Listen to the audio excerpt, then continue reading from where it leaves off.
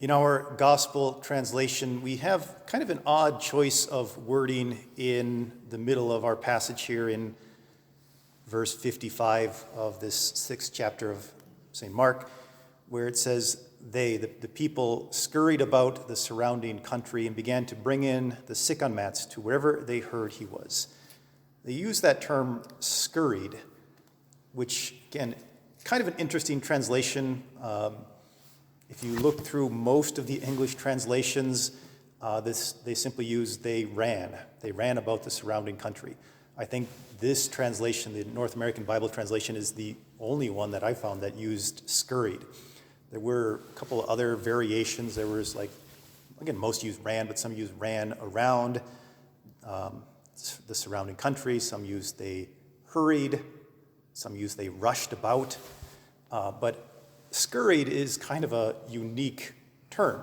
And if you, I guess maybe imagine connotations of that term, that English term scurried, perhaps you might think of like if you disturb an ant's nest and you see all of the ants rush and they scurry about, maybe looking for the invader to protect the nest or to rebuild it or to make sure the queen is safe and the larvae are protected or moved to a safer spot. Ants scurry back and forth in kind of a rush. And perhaps that is a good connotation, a good image that Mark is trying to convey. And if you're familiar with Mark's gospel, is a gospel of immediacy. He very often uses those terms, and immediately Jesus did this, or immediately this happened. And this idea of rushing about, of scurrying, of this urgency of the people is very clear in that theme, and is meant to be quite clear in this passage. The people urgently are seeking the Lord. They rush about the surrounding country and bring him not just themselves. They're not just looking for him for themselves. They're rushing to wherever he could be found, but they are bringing others as well. They are bringing the sick on mats. They are carrying others to Jesus wherever they heard he was. And this is an important aspect of this passage as well, that Jesus was moving about from place to place. And so you can imagine people rushing to one place where they heard he was, only to find out he's already left there. He's gone somewhere else.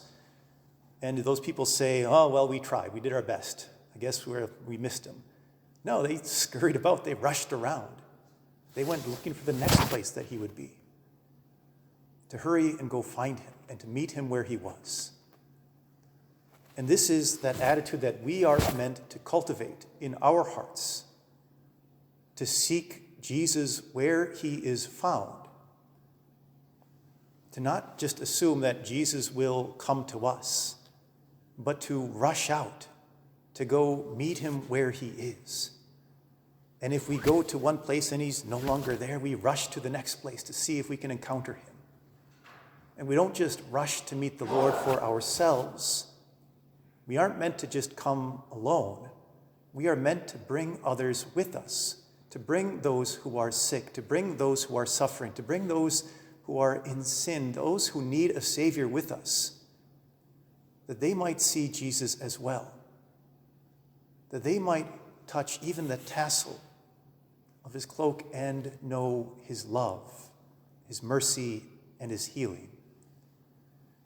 We are meant to have that urgency of faith, to not be complacent in our attitude or our response to God, but to urgently go and meet him and to bring others with us wherever we might encounter him.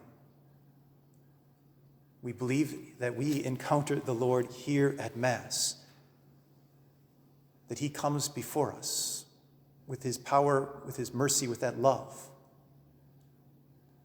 And we are to urgently come unto him. And we bring here now ourselves, but our prayers for others as well, that this encounter might change us and might encourage us with that same urgency of faith, which St. Mark so heartily encourages, to continue to bring others to the Lord. that they might find him as well, and that they too might be saved.